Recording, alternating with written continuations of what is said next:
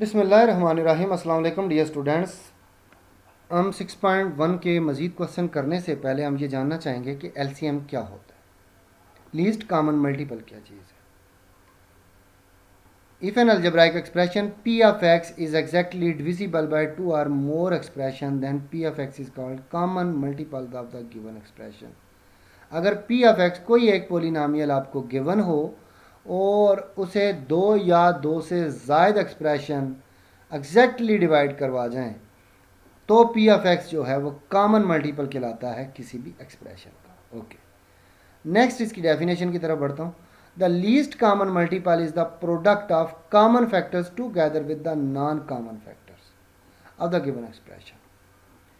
जो least common multiple होता है वो क्वेश्चंस के अंदर जब उसे वैल्यूएशन की जाती है तो वो कॉमन फैक्टर्स देखे जाते हैं और फिर नॉन कॉमन फैक्टर्स देखे जाते हैं। ठीक है, दोनों का मल्टीपल है। ये क्या कहता है? Product of common factors and non common factors.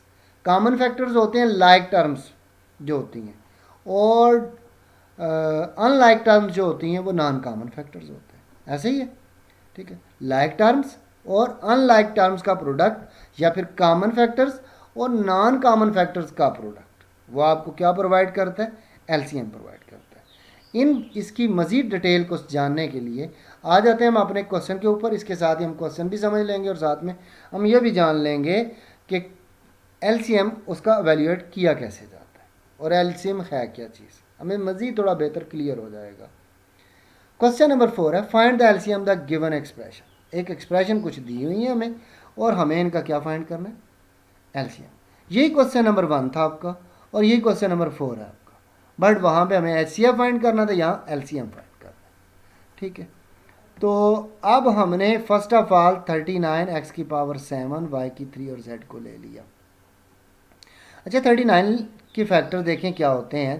13 cross 3 cross 1 भी होता है, 1 कोई मैटर नहीं करता क्योंकि 1 किसी भी नंबर से मल्टीप्लाई होगा तो वो 1 ही रहेगा। ठीक है, 13 क्रॉस 3 लिख लिए। अच्छा, x की पावर 7 ये जो है मैंने इसको इस तरह से को फैक्टराइज किया हुआ है। हालांकि ये 1/1/1/1 अगर करते तो वो ज़्यादा अच्छा था, लेकिन मैंने इसको यूँ फैक्टराइज किया। मैंने क्यों किया? आपको मज़ीद पेचीदगियों में नहीं जाना पड़ेगा, ज़रा आप आसानी से कर पाएंगे। x की पावर 5 और x की पावर 2 लिखा है। अब x की पावर 5 क्यों लिखा है मैंने? ज़रा आपने सेकंड पोर्शन में देखिए, सेकंड वैल्यू के अंदर देखिए। आपकी फर्स्ट वैल्यू में तो x की 7 है, उसमें कितनी है? x की पावर 5। तो मैंने फिर एक 5 बनाया ना, तो चौका मेरे पास 7 पावर है तो मेरे पास इजाफी पावर्स रह गई थी 2, सो मैंने 2 पावर सेपरेट कर ली। ओके, अब आ जाए y3 पे और इसमें सेकंड वैल्यू में देखिए आपके पास y की पावर कितनी है? 6। तो आपकी y3 है तो आप y3 ही लिखेंगे। ठीक है, इसका मतलब 6 के अंदर 3 पाया जाता है। z ये छोटी है, z की पावर 7 बड़ी है, तो आपने z को 1 पावर में लिखना है क्योंकि उसके अलावा तो आपके पास कोई मजीद फैक्टर नहीं है इसका। अब आपने 91 को फैक्टराइज करना है। 91 पे आ जाए तो 91 इसको फैक्टराइज करेंगे, 13 क्रॉस 7 आता है, x की पावर 5 और जो ऊपर वाली वैल्यू है उसमें तो x की पावर 7 है, सो इसको 5 ही लिखेंगे क्योंकि मज़ीद तो फैक्टर करने की फैक्टर बनाने की ज़रूरत नहीं। y की 6 सेकंड में देखिए यहाँ पे y की 3 है। ठीक है, तो आप इसे 2 टाइम लिख लीजिए ना, y की पावर 3 डॉट y की पावर 3, दोनों दोबारा ऐड होंगी तो आपको 6 ही देंगी।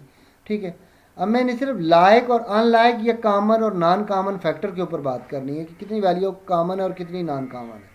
z की पावर 7, ठीक है, z की पावर 7, वहाँ पे z की पावर 1 है। एक z की पावर 1 बना लें और एक इसके अलावा 6 पावर अजाफी है आपके पास, 6 और 1 7 हो गया आपके। ठीक है, अब आपके पास ये कुछ फैक्टर बने हुए आए। अच्छा, इनमें कॉमन फैक्टर देखिए, ये 13 है तो ये भी 13 है। ठीक है, तो ये तो कॉमन हुआ इन दोनों में, तो 13 कॉमन फैक्टर में आ गया। अच्छा, 3 और 7 मैच नहीं करते, नॉन कॉमन में जाएंगे। ये x की पावर 5 कॉमन में आएगा, x के अजाफी इसीलिए किया था मैंने। y की 3 यहाँ तक तो कॉमन है, इसमें y की 3 नॉन कॉमन फैक्टर में आएगा। z ये कॉमन फैक्टर है और ये z की पावर 6 नॉन कॉमन या अनलाइक टर्म्स में आता है। अच्छा, अब मैंने क्या फाइंड करना है? एलसीएम। लाइक टर्म्स और अनलाइक टर्म्स ले लेता हूँ। कॉमन आप इसकी जगह लिख सकते हैं कॉमन टर्म्स और नॉन कॉमन टर्म्स भी लिख सकते हैं, product of common terms and non common terms. अब लाइक टर्म्स या कॉमन टर्म्स जो है, एक हमारा तय हुआ 13 है, x की पावर 5 है, इसके अलावा y की पावर 3 और z की पावर 1 है। यहाँ जहाँ मैंने लाइक टर्म्स लिखा हुआ है वहाँ पे वो टर्म्स लिखी हैं जो कॉमन है। अब अनलाइक टर्म्स, इसके अलावा बाकी जितनी टर्म्स मेरे पास रह गई हैं वो तमाम की तमाम अनलाइक टर्म्स हैं। ठीक है, मसलन x की 2 किसी से मैच नहीं करती, 3 किसी से मैच नहीं करता, 7 नहीं करता। यहाँ पे देखिए सेकंड वैल्यू में y की 3 इजाफी है, यहाँ देखिए z की पावर 6 इजाफी है। ओके जी, तो ये मेरे पास अनलाइक टर्म्स निकली। जब तो हम सिर्फ लाइक टर्म्स लिखते हैं, तो जब HCF आप फाइंड कर रहे थे तो उसमें तो सिर्फ लाइक टर्म लिखते थे, मतलब कॉमन, मोस्ट कॉमन वैल्यूज़। तो मोस्ट कॉमन टर्म्स जो लिखी जाती थी वो आपका HCF बना देती थी। अब LCM में इजाफी क्या है, ये समझ लें कि HCF की वैल्यू मज़ीद ना साथ में अपनी नॉन कॉमन टर्म्स को जब ले आती है तो वो क्या बना लेती है, वो LCM हो जाता है। ठीक है, तो अब पहले आपने लिखे कॉमन टर्म्स, फिर आपने लिखी नॉन कॉमन टर्म्स। ठीक है, जो किसी दोनों में मैच नहीं की। ठीक है, अब आप इन दोनों वैल्यूज़ को मल्टीप्लाई करवा लें। 13 को 3 से फिर 7 से मल्टीप्लाई करवाइए, और फिर x की पावर 5 और यहाँ x की 2 है तो टोटल x की पावर 7 होगी। y की 3 है और यहाँ पे भी y की 3 है तो टोटल y की 6 होगी। z की पावर यहाँ 1 है और यहाँ z की पावर 6 है तो टोटल z की पावर ऐड होगी, कितनी बना देगी आपको, z की पावर 7। तो यहाँ पे आपका ये वाला पार्ट कंप्लीट हो गया। अब चलते हैं इसी क्वेश्चन के सेकंड पार्ट के ऊपर। इसके अंदर 3 टर्म्स हमें गिवन है। ठीक है, तो अब हमने पार्ट नंबर 2 में तीनों टर्म्स को फैक्टराइज करना है। फर्स्ट ऑफ ऑल 102 को फैक्टराइज करिए। जब 102 को फैक्टराइज करेंगे तो उसके फैक्टर ये आ गए आपके पास। x सिंगल पावर में है, y की पावर 2 है, सो मैंने y को 2 टाइम लिखा, और z है तो सिंगल पावर में लिखा। नेक्स्ट 85 के फैक्टर लिखिए, 5 क्रॉस 17। इसके अलावा x की 2 पावर्स हैं, x को 2 टाइम लिखिए, y और z सिंगल टाइम लिखे जाएंगे। नेक्स्ट आप आ जाए 187 के ऊपर। 187 के फैक्टर 11 और 17 ही है। x सिंगल टाइम लिखा जाएगा, y सिंगल टाइम, z की पावर 2 है तो 2 टाइम।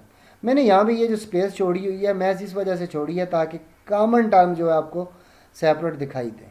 ठीक है, अच्छा x ये देखें बिल्कुल एक सीध में आ रहा है, इसी तरह y बिल्कुल एक सेम फॉर्म में आ रहा है z। अगर आप ना भी करें फिर भी आपके, अगर आपको पता है कि कॉमन फैक्टर कौन से नॉन कौन से, तो आप इसकी तरतीब बिल्कुल एक्यूरेट जिस तरह बनती है सेटिंग में कर सकते हैं। मैंने तो इसलिए लिखा है ताकि आपको ये आसानी से समझ आ सके कि कॉमन फैक्टर कौन से और नॉन कौन से। आ जाए अब LCM की तरफ। लाइक टर्म्स लिखनी है, अनलाइक टर्म्स लिखनी है, कॉमन टर्म और नॉन कॉमन टर्म लिखनी है। कॉमन टर्म एक तो 17 सामने दिख रहा है। ओके, इसमें देखिए x कॉमन टर्म है, लिखा जाएगा, y कॉमन टर्म है, लिखा जाएगा, z कॉमन टर्म है, लिखा जाएगा। ठीक है जी, तो अब मैंने 17 x y और z ये तो मेरी कॉमन टर्म्स। अब जो नॉन कॉमन टर्म्स है जो रह गई हैं, 2 रह गया, 5 रह गया, 11 रह गया, इसके अलावा 3 भी रह गया। अच्छा, अब यहाँ x में देखिए यही x है जो किसी से मैच नहीं करता, ये भी रहता है। इसके अलावा ये y किसी से मैच नहीं किया था और ये z भी किसी से मैच नहीं किया। तो जो नॉन कॉमन टर्म्स है वो ये लिखी हैं, जो कॉमन टर्म है वो ये लिखी है। ठीक है, अब इन्हीं वैल्यूज़ को मल्टीप्लाई करना है। 17 को 2 से, 2 को 3 से, और उस 3 से, फिर 5 से, फिर 11 से मल्टीप्लाई करके ये रिजल्ट आ रहा है। x की पावर 1 है, यहाँ भी 1 है तो x की पावर 2 होगी। y की यहाँ 1 है, यहाँ भी 1 है तो y की पावर 2 होगी। z की पावर यहाँ भी 1 है, यहाँ भी 1 है, मल्टीप्लाई होगी तो बेसिस सेम है तो पावर ऐड होगी, तो z की पावर यहाँ पे भी 2 आ गई। तो यहाँ पे आपका ये क्वेश्चन नंबर 4 कंप्लीट हो।